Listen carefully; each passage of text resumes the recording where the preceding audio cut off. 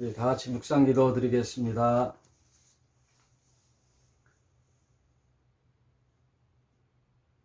너희에게 말하노니 낙타가 바늘기로 들어가는 것이 부자가 하나님 나라에 들어가는 것보다 쉬우니라 하신대.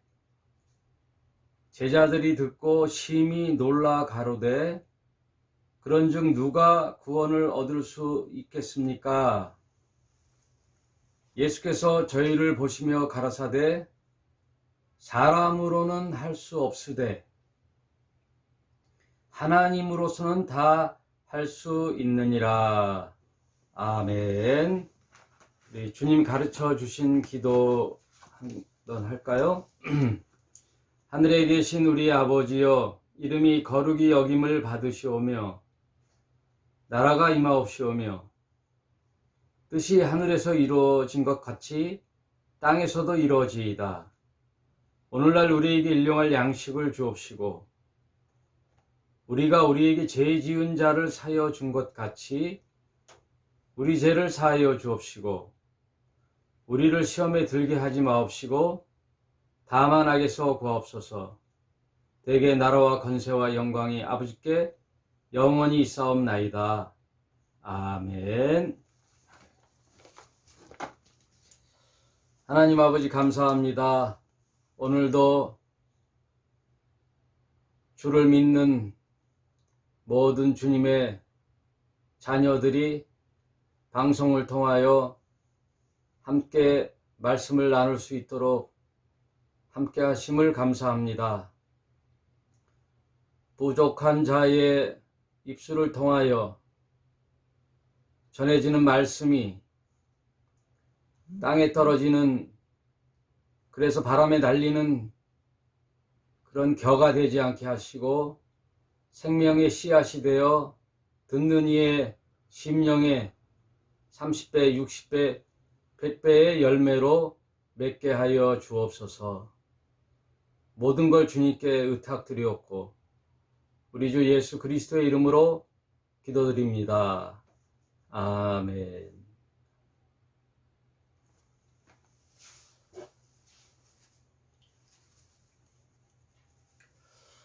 하나님 말씀 바로 보겠습니다.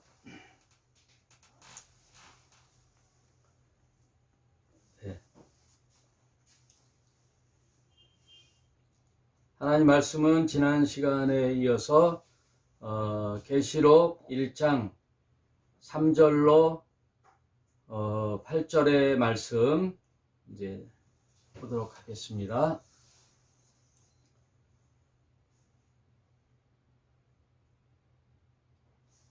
하나님 말씀은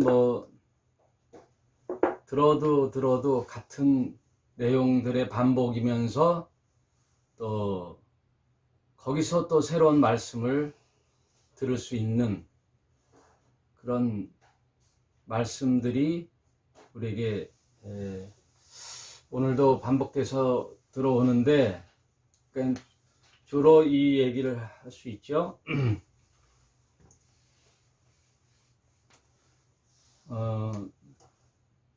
에베레스트 산을 이제 산을 등반할 때 이제 베이스 캠프를 치잖아요. 여기 베이스 캠프.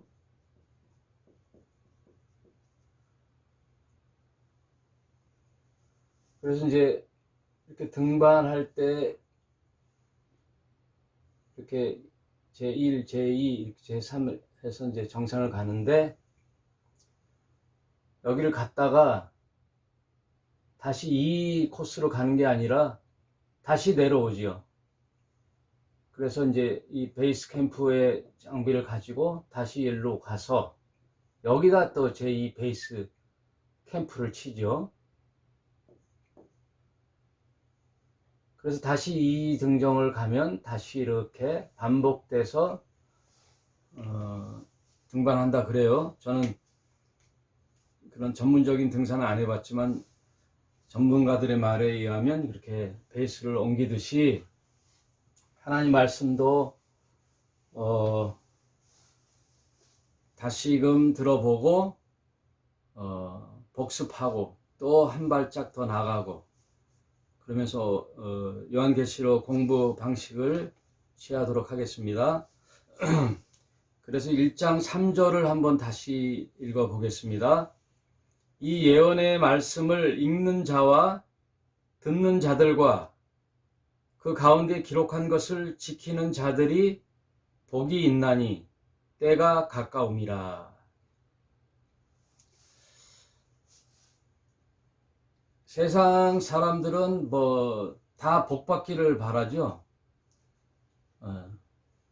다 성공하기를 바라고 또 행복하면 복이 있고 하다못해 치아만 좋아도 오복 중에 하나라 그러죠. 또 장수의 복, 오래 사는 복, 또 물질의 복, 건강의 복, 또 사람 간의 이제 인복, 사람을 잘 만난다는 인복,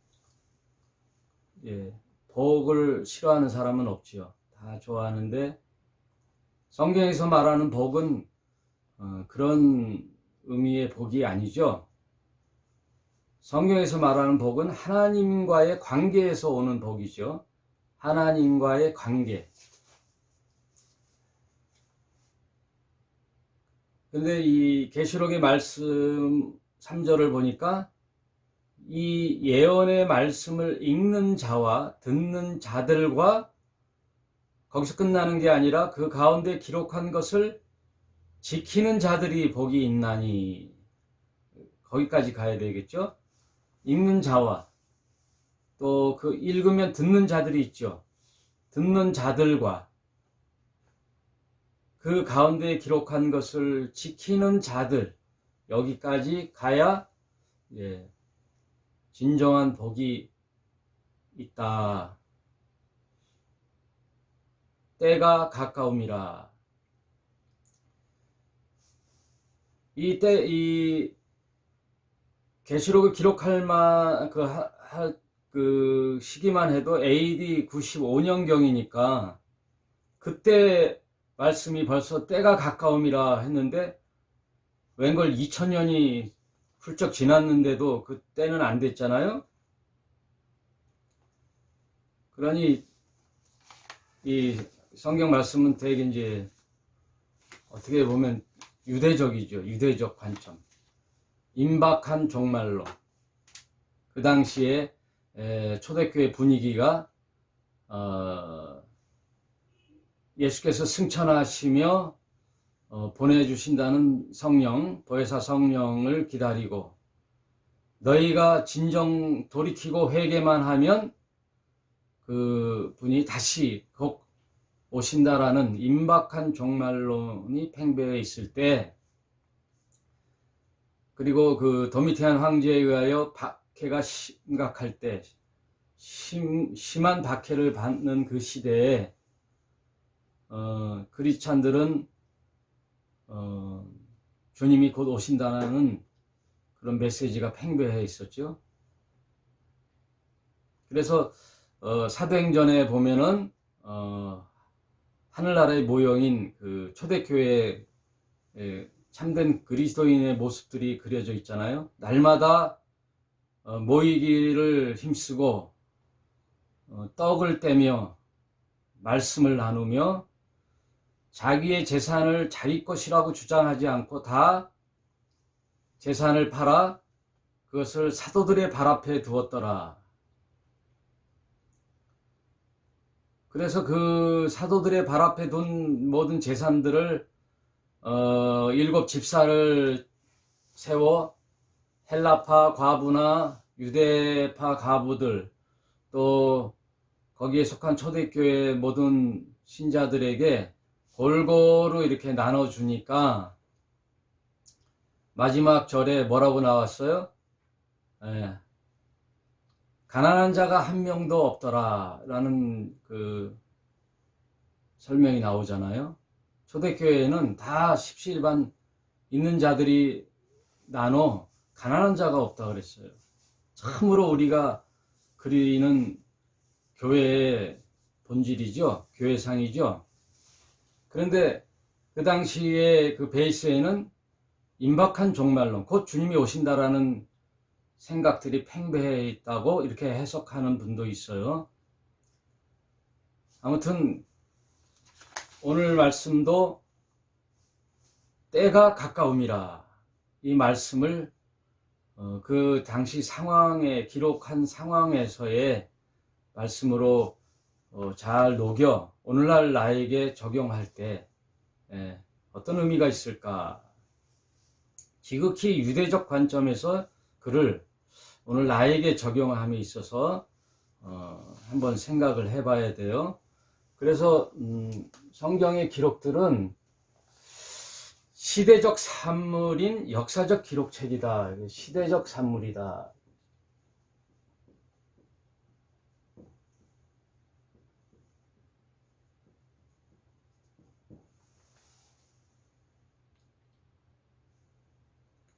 그래서 뭐 창조 시대, 족장 시대, 구약 시대, 초대교회 시대, 또 교회 시대, 교회 시대가 끝나면 이제 종말 시대, 이렇게 시대적으로 이렇게 구분이 되잖아요. 그 기록의 산물들을, 그 시대적 산물의 기록을 다시 한번 생각을 해서 오늘날의 나에게, 현재 나에게 들려지는 현재의 나, 이게 적용을 할 때는 이 시대적 산물의 기록을 다시 재해석을 해야죠. 그 당시의 상황을 한번 생각을 해보고 그 상황에서 해석을 해서 그 본질만, 그 의미만을 가지고 오늘날의 나에게 적용해 보는 거예요. 그래야 바른 해석과 말씀을 이해할 수 있고 의도를 알 수 있어요. 때가 가까움이라. 이 때의 가까움에 대한 의미를 한번 생각해 보십시다. 1장 4절에 요한은 아시아에 있는 7교회에 편지하노니, 7이라는 숫자가 나오는데 계시록에 보면 이 7이라는 숫자가 54회가 나와요. 완전수죠. 7 교회. 당시 소아시아에 뭐 7교회만 있었겠어요? 더 있었겠죠. 많이 있으나 그 대표적인 교회로서의 7교회에 편지를 하되, 당시 7교회에 주는 편지인 동시에 오늘 2000년대 오늘날 읽는 신자의 독자로서의 신자는 그 7교회는 소아시아 7교회뿐만 아니라 1차적으로 소아시아 7교회를 얘기할 거는 맞고, 2차적으로는 오고 오는 세대의 교회 시대의 7교회의 모습으로 나타나는 거죠.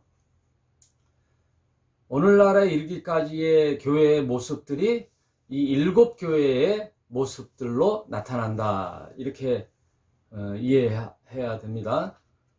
제가 반복해서 말씀드리는 것은 그 의미가 이렇게 두 가지 의미를 늘 생각하면서 당시의 상황, 그것을 놓고 이해하고, 그리고 그 본질을 가지고 오늘날의 나에게 적용을 해야 되는, 그리고 오늘날 시대에 적용하는 그런 구조로 되어 있다. 이렇게 이해하시면 되겠습니다. 7교회에 편지하노니 이제도 계시고 전에도 계시고 장차 오실 이와, 이게 누구예요? 이제도 계시고, 그 교회 상황, 7교회의 그 상황 계시고, 전에도 계시고, 전에도 뭐 창조 때부터 구약 시대까지 이르는 모든 과정 속에 계셨고, 또 장차 오실 이와, 장차 오실 이, 누굴 의미하냐면 예수 그리스도를 뜻하죠. 예수 그리스도. 삼위일체에 있어서의 예수님, 함께 사역하신 예수님을 정체성을 말씀드리는 거예요. 이제도 계시고 전에도 계시고 장차 오실 예수 그리스도와 그 보좌 앞에 일곱 영과, 이 보좌 앞에 일곱 영은 뭐 다르게 해석하는 분도 계시고, 뭐 어떤 분들은 성령의 일곱 가지 사역이라고 또 해석하는 분도 있는데, 그냥 일곱 영은 보혜사 성령을 의미하면 되겠어요. 보혜사 성령. 예수님도 공생애를 지나 이제 하늘로 승천하면서 아버지께로 간다 그랬잖아요. 나는 이제 아버지께로 간다. 아버지께로 가면 다른 보혜사를 보내줄 텐데 라고 말하잖아요. 다른 보혜사. 이 보혜사는 돕는이라 그러죠. 파라크레토스. 파라크레토스.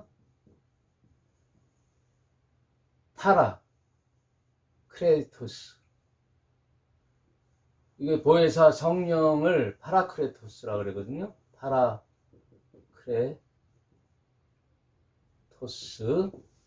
곁에서 도와주는 돕는 자, 헬퍼, 위로자, 혹은 안내자, 이런 의미가 있어요. 보혜사 성령. 근데 이 앞에 뭐라 그래요? 다른 보혜사라 그러잖아요. 다른 보혜사. 다른 보혜사라는 것은 예수님도 역시 보혜사라는 뜻이죠. 같은 의미죠. 그래서 성령을 예수님의 영이라고도 하고 그리스도의 영이라고도 하고 말씀의 영이라고도 하죠. 말씀. 예수님을 말씀이라고 그러잖아요.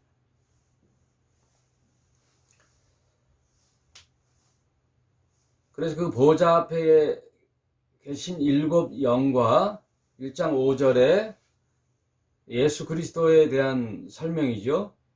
또 충성된 증인으로 죽은 자들 가운데서 먼저 나시고 땅의 임금들의 머리가 되신 예수 그리스도로 말미암아 은혜와 평강이 너희에게 있기를 원하노라.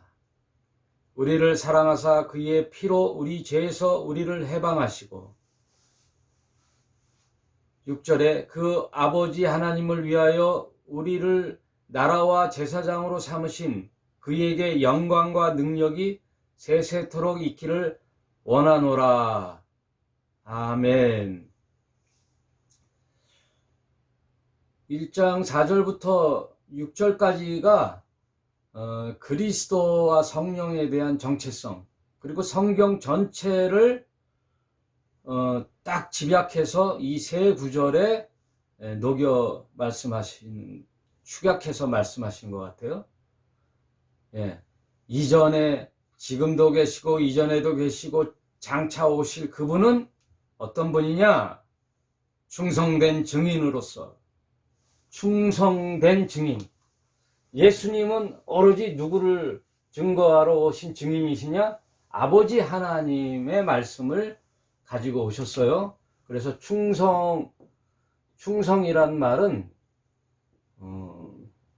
페이드. 이 페이드는 피스토스라고 그랬잖아요. 피스토스. 헬라어 피스토스. 이게 피스톤이 여기서 온 말인데, 피스톤은 뭐예요? 그 실린더에 이런 실린더가 있으면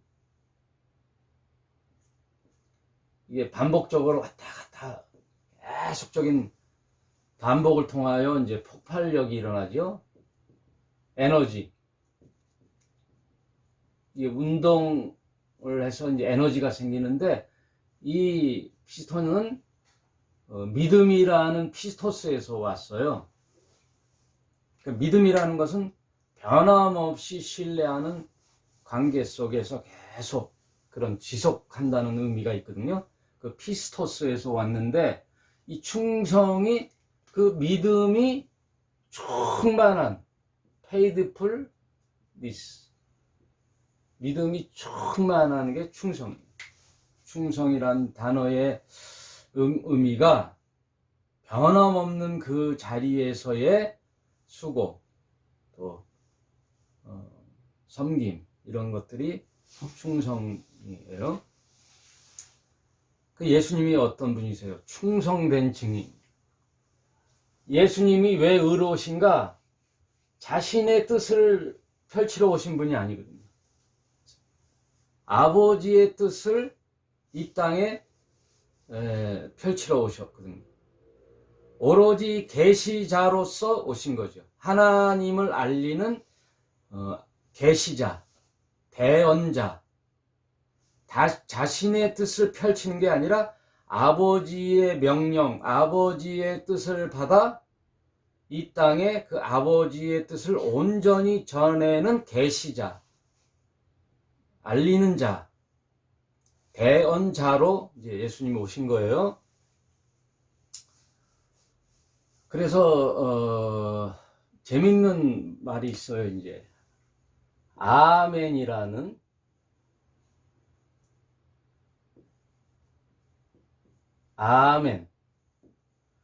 아멘이란 말이 무슨 뜻이에요? 공감한다, 동의한다, 이런 뜻이잖아요. 아멘. 근데 우리 신자들은 대체로 교회에서 목사님들이 강단에서 하나님 말씀을 선포할 때 그 말씀을 동의합니다, 예, 믿습니다, 공감합니다 라는 말로서 호응을 할 때 믿습니까? 그러면 아멘 하잖아요. 아멘 하고, 그래서 그 아멘이 어디에 붙느냐? 후미에 붙거든요. 후미. 그래서 그 아멘을 우리말로 번역한 게 진실로예요. 진실로. 그래서 트루리, 진실로, 트루리, 진실로. 그런데 우리는 대개 회중들은 선포자의 말 후미에 아멘 이렇게 붙이는데, 예수님의 어투는 앞에 있어요. 앞에. 예수님은 무슨 말 끝에 아멘 하는 게 아니라 그 앞에 아멘을 붙이죠. 진실로 내게 이르노니, 혹은 진실로 내게 이르노니, 내가 너에게 말한다. 진실로. 뭐 중요한 말을 할 때 꼭 이걸 반복해서 하죠. 트루리. 근데 왜 앞에 붙이느냐? 바로 하나님의 명령인 하나님의 말씀을 예수 그리스도께서는 먼저 아멘 하고 받는 거죠. 하나님의 말씀을 아멘 받아 그대로 내게 전한다, 이런 의미예요. 하나님 말씀을 나는 그냥 전달자로 와서 그대로 너희에게 전한다, 그런 의미에서 예수님은 아멘을 앞에다 붙이는 거예요. 그러니까 하나님의 말씀을 예수님은 아멘 하고 그 말씀을 그대로 너희에게 전한다, 이런 의미에서 아멘이 앞에 있어요. 그분이 누구예요? 충성된 증인이라는 거죠. 오로지 아버지의 뜻을 전한다. 그래서 요한복음에 보면은 내 말이 의로운 것은 내가 내 말을 하는 게 아니라 아버지의 뜻만을 전하려 왔기 때문에 내 말은 의롭다, 이러거든요. 내 말은 의롭다. 죽은 자들 가운데서 먼저 나시고, 이건 부활의 첫 열매잖아요. 예수님은 부활의 첫 열매잖아요. 참, 그래서 성경 말씀을 보면 참 의미가 깊은 게, 오로지 아버지의 뜻을 펼치러 오신 예수님은 뭐라 그랬죠? 예수님은 독생자라 그랬잖아요. 독생자. 네. 독생자. 그래서 정확한 한글 번역을 하려면 독종자가 되죠. 독종. 네. 종류로서의 유일하신 분. 하나님 아버지 말씀을 전달할 유일하다는 의미에서의 독종자예요. 독생자. 그래서 인류 역사에 쭉 보면 하늘의 뜻, 아버지 하늘의 뜻을 이 땅에 전달할 수많은 사람들이 오고 갔잖아요. 수많은 사람들이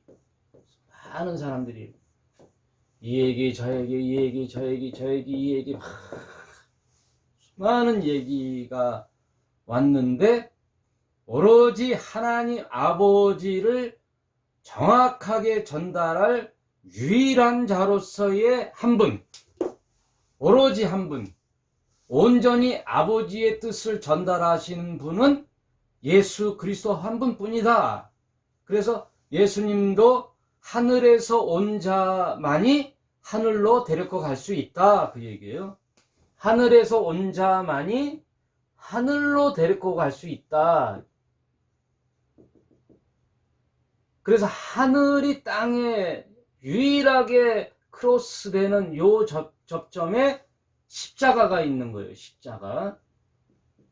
피의 희생이 따르는 거예요. 왜 기독교는 피 얘기, 성경은 왜 무섭게 피 얘기를 하느냐? 이 하늘과 땅의 충돌이 일어나는 거죠. 인간의 모든 죄를 예수님이 다 감당하시고 대속 제물. 그래서 예수님은 제물로 오신 거죠. 대속 제물. 대속. 대신 갚는 제물로 오셨어요. 그래서 그거를 리데임션이라고 그러거든요. 대속 갚아준다 이거예요. 다시 갚아준다. 그래서 저는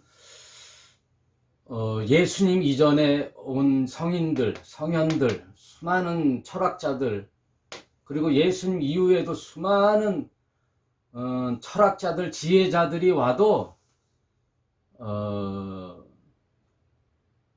일말의 의미와 일리는 있어도 하늘의 하나님의 온전한 뜻을 전하는 계시자로서는 유일하신 예수 그리스도.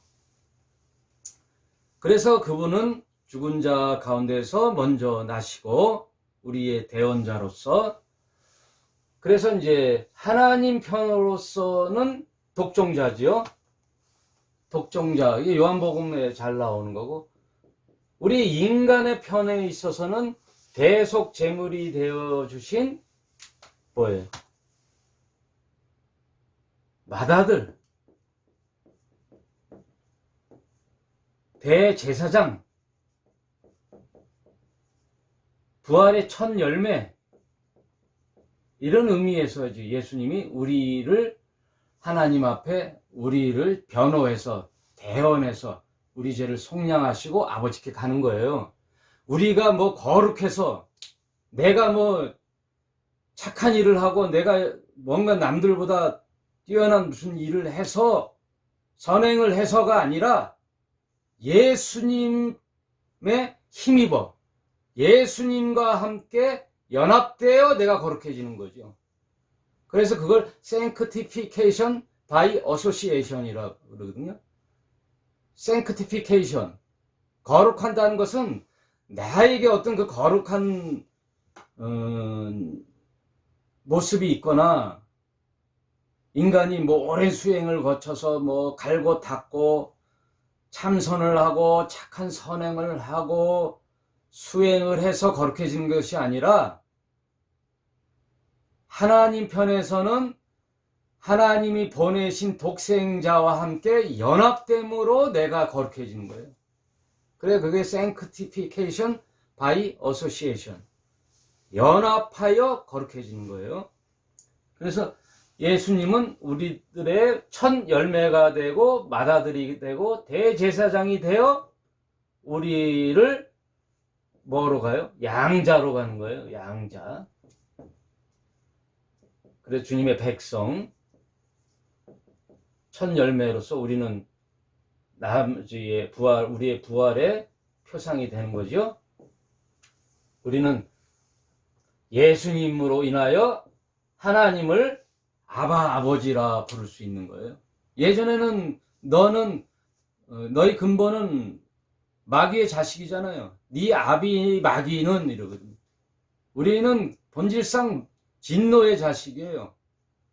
마귀의 자식이었다가 빛의 자녀가 된 거예요. 내가 그럴 만한 이유가 있어서 내 그 근거가 나한테 있어서 전혀 아니죠.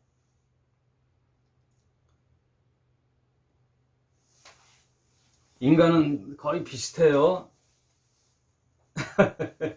인간은 비슷해요. 인간은 다 거기서 거기에요. 다 자기 잘난 맛에 살죠. 잘난 맛에. 그래서 비속어로 니 똥 굴다 그러잖아요. 니 팔뚝 굴다. 다 자기 중심적 사고. 내로남불. 내가 하면 로맨스요, 타인이 하면 불륜이죠. 다 그런 사고로 살아요. 저 역시 그렇고, 대체로 제가 보면 다 내로남불이에요. 자기중심적 사고. 자기는 자기만 옳다. 너는 글렀어. 그런데 사람으로서의 옳고 그름이 아니라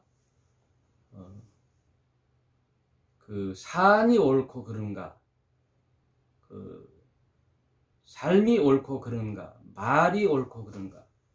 또 말도 다 옳은 소리 하죠. 옳은 소리를 하는데 실제 그 말을 내 삶에서 실천하는가. 그래서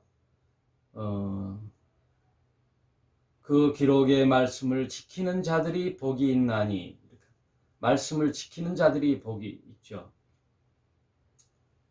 아무튼 5절에는 예수 그리스도의 정체성이 아주 적나라하게 기록되어 있어요. 죽은 자들 가운데서 먼저 나시고 땅의 임금들의 머리가 되신 예수 그리스도로 말미암아 은혜와 평강이 너에게 있기를 원하노라. 그런데 그분은 이런 일을 왜 했어요? 왜 이 피의 흘림의 희생 제물이 되셨어요? 우리를 사랑하사 그의 피로 우리 죄에서 우리를 해방하시고, 우리를 사랑하시는 거죠. 우리를 사랑. 어떤 그 부자 청년이, 또 다른 성경에 보면 이 부자 청년은 또 관원이라 그래요. 관원이면서 부자면서 청년. 뭐 인간으로서는 다 가진 거죠. 관원이라는 것은 뭐 국회의원 정도의 높은 지위와 영향력이 있고, 또 부자이면서 나이는 8, 90세 되면 뭐 의미가 없는데, 청년이에요. 청년이면서, 그러니까 인간으로서는 다 가진 거죠. 그 자가 예수를 찾아와 선한 선생님이여, 무엇을 하여야 내가 영생을 얻으리까, 이렇게 얘기했잖아요. 그랬더니 예수님이 그 청년의 마음을 쫙 보시고 알죠. 이미 예수님. 내가 율법을 지켰느냐? 예, 모든 율법을 지켰느냐? 그러냐? 그러면 이제 그 청년의 마음속에 무슨 목적으로 왔는지 예수께서 아시고, 내 재산을 다 팔아 가난한 자에게 나눠주라, 이 말씀을 전하기 전에 그 앞에 수식어가 있어요. 그 청년을 사랑하사. 그 복음서를 가만히 읽어보면 예수께서 그냥 청년에게 툭 던진 말씀이 아니라 그 청년을 사랑하사 내 재산을 다 팔아 가난한 자에게 나눠주고 너는 나를 따르라 그랬거든요. 그랬더니 그 청년이 근심하다 집에 돌아갔느니라 이렇게 기록되어 있어요. 그런데 예수께서 그 앞에 그 청년을 사랑하사 모든 걸 가진 그 청년을 볼 때 안타까운 거죠. 그래서 삶의 본질을 한번 던지신 거죠. 그 청년을 사랑하사. 그 역시 오늘도 우리를 사랑하사 그의 피로 우리 죄에서 우리를 해방하시고. 예수께서 이 땅에 오신 목적은 뭐예요? 뭐 이 땅에서 좀 잘 먹고 잘 살고 성공 좀 하고 부자 청년처럼 부자면서 관원이면서 모든 것을 가진 그런 것들의 목적이 아니라 예수님이 오신 것은 죄 때문이죠. 죄사함, 죄의 문제, 하마르티아. 죄는 하마르티아. 관역에서 벗어났다. 죄라는 의미는 관역에서 벗어났는데 이게 뭐예요? 하나님과의 관계죠. 하나님과 관계에서 벗어난 것이 죄예요. 윤리적, 도덕적인 죄는 다른 의미의 죄고, 성경에서 말하는 본질상의 죄는 하나님과 관계없이 내가 내 삶의 주인이 되어 내가 왕되어 내 판단과 내 가치관으로 사는 것, 이게 죄예요. 그걸 깨닫게 하시고 돌이키고 하나님과의 관계 회복으로서의 하나님의 형상 회복, 이것이 예수님이 이 땅에 오시고자 해서 대속 제물이 된 대신 목적이라고요. 그러니까 성경의 말씀 모두 하나님과의 관계 회복에 대한 진술이지, 이 땅에서 좀 웃으면 복이 와요, 부자면 복이 와요, 마음의 부자, 이런 게 아니라고요. 내 육신의 안녕, 앞으로 성공, 훗날에 내가 잘 되는 거,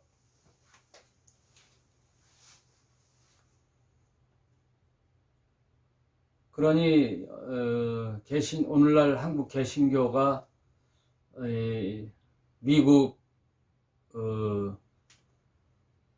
개신교의 영향을 많이 받았잖아요. 조영기 목사, 그 미국의 오랄 로버츠와 로버트 슐러, 또 긍정의 힘, 목적이 이끄는 삶, 이런 것들에 다 영향을 받아 대한민국의 개신교가 잘 먹고 잘 되는, 모든 게 잘 되는, 부자로 되는, 복 받는, 그것이 믿는 자들의 오는 복이다, 이렇게 한동안 복음을 곡해해서 이렇게 대한민국 개신교가 부흥을 했어요. 안타까운 일이죠. 그러나 예수님이 이 땅에 오셔서 하신 일은, 성경의 진술은 우리 죄에서 우리를 해방하시러 오신 거예요. 죄의 문제 해방. 1장 5절, 우리 죄에서 우리를 해방하시고, 6절에 그 아버지 하나님을 위하여, 예수 그리스도는 아버지 하나님의 영광을 위하여 우리를, 그의 믿는 자들을 나라와 제사장으로 삼으신 그에게 영광과 능력이 세세토록 있기를 원하노라. 아멘. 우리 신자의 삶의 목적은 뭐예요? 아버지와 아들께 영광을 돌리고 그와 연합함으로 우리가 그의 나라가 되었고 제사장이 되어 하나님을 영원토록 찬양과 영광과 존귀를 세세토록 드리는 것이 우리 신자들의 삶의 목표죠. 정체성이고. 그래서 대개 성경에 보면 1장에 그 내용의 본질이 다 되어 있어요. 1장. 성경을 이렇게 보면 1장에 그 대체로 전체의 본질을 쭉 얘기하고 그리고 이제 이 본질을 해석해주는 이렇게 풀어가는 형식을 취했어요. 성경에 보면 1장에 그 책의 모든 내용의 본질들이 녹여져 있다고요. 1장. 그래서 1장을 잘 보면 성경 전체 또 그 책의 내용들을 짐작할 수 있어요. 그래서 지금 1장 3절, 4절, 5절, 6절 이 성경 전체의 내용을 압축해서 이렇게 내용을 기록했어요. 계시록 1장 7절 지금 43분이죠. 좀만 하고 마칠게요. 7절이 좀 이제 이 계시록을 해석하는데 분기점이 되는 내용이 있어요. 이 계시록에 보면 이제 7년 환란이 나오거든요. 7년 환란. 그래서 뭐 전천년설, 후천년설, 무천년설 환란을 통과하느냐, 교회는 환란을 통과하느냐 안 하느냐, 환란 전에 휴거한다, 환란을 통과하고 휴거한다, 이런 해석들이 아주 많아요. 그런데 그 해석의 키 포인트, 분기점이 7절에 여러 내용이 있지만 여러 군데도 있는데 그 중에 하나인 7절이 그 내용이에요. 그 내용은 다음 주에 자세히 하기로 하고 한번 읽어보겠습니다. 1장 7절 볼지어다. 이 볼지어다 라는 게 어떻게 보면은 하나는 신의 용어죠. 볼지어다. behold, behold. 볼지어다. 단언컨대 반드시 반드시 아니면 내 손에 장을 지져라. 우리 사람들도 간에 이 말은 맞아. 기필코 반드시란 거죠. 볼지어다 보라 이거예요. 신의 예언이죠. 말과 결과가 일치되는 건 신의 말씀뿐이 없죠. 인간은 변하잖아요. 이렇게 약속하고도 변하고 저렇게 약속하고도 변하고 마음이 변하고 환경이 변하고 그러면 약속을 못 지키는데 하나님이 하신 말씀은 반드시 이루어진다라는 의미에서 behold, 볼지어다. 구름 타고 오시리라. 각인의 눈이 그를 보겠고 그를 찌른 자들도 볼 것이요. 각인의 눈이 그를 보겠고란 말이에요. 모든 지구상의 인간들이 구름 타고 오시는 예수님을, 재림 예수를 볼 것이고 그를 찌른 자들도 볼 것이요. 그 찌른 자들이 누구예요? 로마 병정이잖아요. 그러나 실제 그를 찌른 자들은 유대인이죠. 유대인들에 의하여 행동은 로마 병정이 했지만 그를 거부하고 그를 사형 선고에 내준 자들이 유대인이죠. 그를 찌른 자들도 볼 것이요. 땅에 있는 모든 족속이 그를 인하여 애곡하리니 그러하리라. 땅에 있는 모든 족속이 그를 인하여 애곡하리니 그러하리라.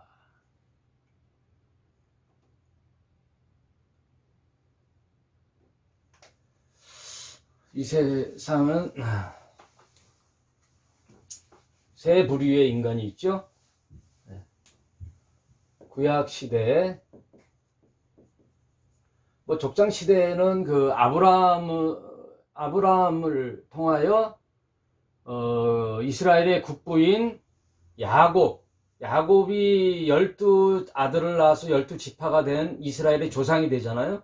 그래서 사실은 이스라엘의 국부는 야곱이요, 믿음의 조상 근원은 아브라함이죠. 그래서 아브라함, 이삭, 야곱의 하나님. 그래서 구약 시대에는 유대인, 이스라엘, 유대인의 이야기고, 이제 신약에 와서는 유대인에 상반된 모든 타 민족은 뭐예요? 이방인이잖아. 이방인.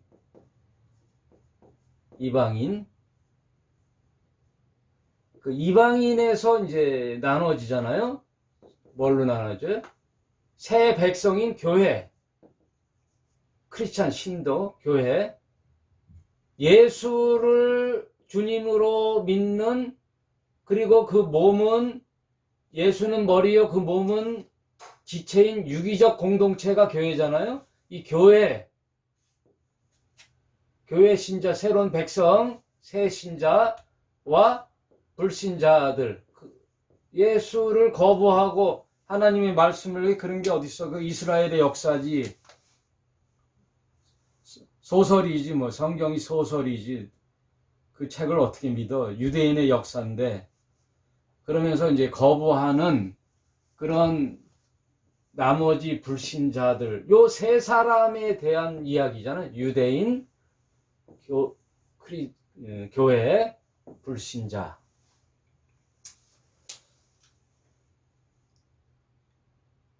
이게 모든 족속이 예수님을 볼 것이요.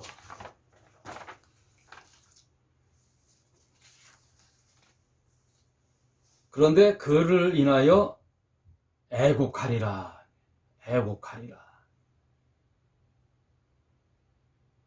모든 인간이 그를 인하여 애곡하리라. 모든 족속이 그를 보고 애곡하리라. 심판의 때가 이르는 거죠. 그래서 그 내용은 제가 5강에서 하기로 하고요. 예수님의 초림, 그리고 이제 교회 시대가 돼서 예수님의 재림이 있죠. 초림은 구원이요, 재림은 심판이라 그랬죠. 그래서 이사야서 61장에 보면 은혜의 해라 그러죠. 은혜의 해. 그리스도의 은혜의 해와 또 뭐라 그래요? 신원의 해가 있다. 신원의 해. 그래서 초림의 구원의 새 백성 프로젝트가 시작됐죠. 그걸 already but, 그러나 아직은, 이미 시작했으나 그러나 아직 아닌 요 긴장 상태, 시작과 아직의 긴장 상태, 요게 복음의 시대이죠. 복음. 그래서 악한 세력과 하나님의 빛의 자녀들의 영적 각축장이 된 거예요. 빛의 자녀들의 복음 증거와 제자 삼음. 그래서 예수님이 가시면서 너희는 가서 모든 족속으로 제자를 삼아 아버지와 아들과 성령의 이름으로 세례를 주고 또 이 복음의 진리의 말씀을 또 가르쳐 지키게 하라. 볼지어다, 거기도 behold, 내가 세상 끝날까지 너희와 항상 함께 하리라. 그 함께 하라는 게 뭐예요? 파라크레토스, 보혜사 성령이 무엇으로? 성경의 말씀으로. 예수가 뱉어 놓으신 진리의 말씀을 성령은 깨닫게 하시고 보증하시고 인도하시고 안내하시고, 성령은 진리의 말씀을 확증시켜 주시고 믿게 하시는 거죠. 그 긴장 상태, already but not yet, 시작됐으나 이미 아직은, 그러니까 구원의 시작과 심판은 아직, 이런 긴장 상태에서 우리 신자는 어떻게 살아야 되느냐? 사실 성경은 두 가지 얘기예요. 단순해요. 성경은 단순해요. 이 두 가지 얘기예요. 뭐냐? 믿음이에요. 믿음. 믿음이 뭐예요? 이 믿음이 신념하고 다르다 그랬죠? 나에게 나오는 게 아니에요. 하나님의 은혜로서 예수 그리스도의 십자가의 피 흘린 대속 제물로 인하여 내 마귀의 자녀였던 내 신분이 빛의 자녀의 신분으로 바뀌는, 그래서 양자로서의 하나님을 아버지로 부르게 하는 그 은혜의 근본은 예수 그리스도의 독생자의 피 흘리심으로 내 죄를 대속함으로 그것을 믿는 자들에게 베풀어 주시는 구원. 그래서 그거는 은혜요, 연합으로서의 은혜라 그랬잖아요. 예수 그리스도와 연합함으로 은혜의 구원이 돼서 하나님과의 관계 회복, 형상 회복, 하나님의 형상 회복. 그래서 빛의 자녀로서의 이게 뭐냐면 신분이 회복됐다고요. 신분 회복. 그러나 삶은 신분은 회복됐어도 삶은 여전히 세상 속에 속해서 육적인 영향을 받고 살잖아요. 그래서 이제 신분 회복이 끝나면 이제 구원이 일어난 거예요. 하나님으로부터 다시 태어난 거지. 거듭남, 신분 회복. 그 다음에 남은 게 뭐예요? 사랑이에요. 이제 믿음으로서의 이 내용이 구구절절 설득을 하고 계시다고요. 성경 전체가 이 설득이라고요. 예수 그리스도를 보내요. 아버지의 말씀을 계속 돌이키라, 회복하라. 그래서 그 돌이켜 회복한 자들과의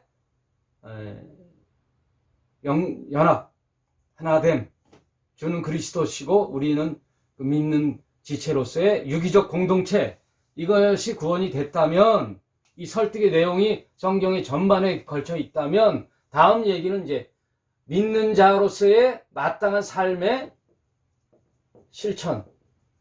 이거는 구원하고 관계가 없어요. 우리가 마땅히 해야 할 실천 덕목이죠. 이거는 뭐 1에서 100까지 사람마다 다 틀리죠. 누가 다 교사겠느냐, 다 목사겠느냐, 다 그 은사가 다르잖아요. 마땅히 은혜를 많이 받은 자로서 헌신을 하고, 그건 잘나서가 아니에요. 또 나는 이렇게 하는데 왜 너는 못해? 이렇게 비교할 것도 아니고요. 그냥 묵묵히 자기가 맡을 행동, 삶을 하면 되죠. 나는 이만큼 하는데 너는 왜 이렇게 못해? 하고 말할 필요도 없고요. 그리고 내가 잘나서 또 하는 것도 아니고, 이거 역시 성령의 도우심으로 하는 거죠. 이거 잘했다고 해서 이제 구원받는 건 아니에요. 신분 회복은 믿음에 관한 것이고, 이제 믿음이 설득되어 아멘 하고 동의가 되어 하나님과 하나가 됐으면 이제 내 삶의 가치관으로 사는 게 아니라 하늘 윤리로 살아. 그 하늘 윤리를 실천하는 삶은 하늘 사랑이라고요. 하늘 윤리. 이 사랑을 실천함이 이제 남은 거예요, 우리 신자들은. 사랑의 실천에 대한 내용들이 또 성경의 대부분을 차지하는 거죠. 이거와 이거의 내용이 성경 이야기거든요. 그러니까 딱 나눠서 얘기하면 단순한 거지. 성경은 믿음에 대한 설득과 동의가 된 자들의 나머지 신자의 마땅한 삶, 이것들이 쭉 성경에 기록되어 있어요.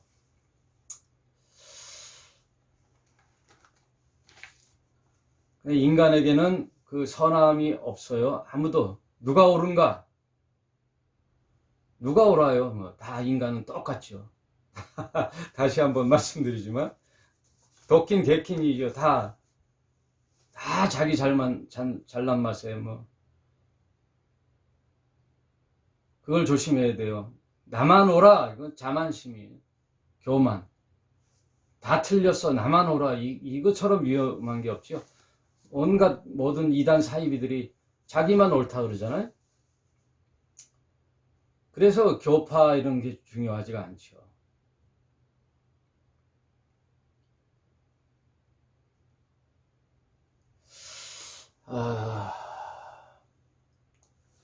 그래서 저도 교회 건물을 이제 정리를 하고 이번 주 중에는 세무서에서 교회 이제 등록을 철회하고 또 이 방송을 통하여 참 하나님 말씀을 전하는 이런 시대가 왔어요. 놀랍잖아요. 예. 예수님 역시 비대면이잖아요. 2000년 전 말씀 66권을 인류에게 툭 던지고 가셨잖아요. 그 말씀을 통하여 믿는 자를 찾죠. 예수님 역시 비대면이죠. 눈으로 보이지 않아도 귀에 들리지 않아도 성경 말씀으로 그분이 창조주이시오 나의 주님 되시고 우리 인류의 구원자요 나의 구세주가 되시는 그런 믿음의 신자를 모으고 그 신자들이 모인 곳이 교회 공동체요. 그 교회를 통하여 하나님 나라의 삶과 윤리를 펼쳐나가시는 그게 성경의 모든 내용이라고 보면 됩니다. 오늘은 1장 7절까지 봤고요. 다음 시간에 그 1장 7절을 다시 한번 풀어서 보면서 이 지구상에 있는 모든 족속과 또 유대인과 또 믿음의 교회의 신자들과 불신자들은 어떻게 되는가? 그게 계시록이에요. 인류의 기원과 역사의 시작, 인류의 시작, 물질 세계의 시작, 사탄의 시작 이런 것들이 내용들이 다 창세기에 기록되어 있잖아요. 죄의 시작 이런 것들이 다 창세기의 기원이라면 그것들에 대한 종말, 끝에는 어떻게 될 것인가에 대한 기록들이 계시록에 담겨져 있거든요. 그거를 1장 7절을 보면서 한번 살펴보도록 하겠습니다. 오늘은 여기까지 하겠습니다. 수고하셨어요. 점심 맛있게 드시고요. 한 주간도 승리하시기를 바랍니다. 감사합니다.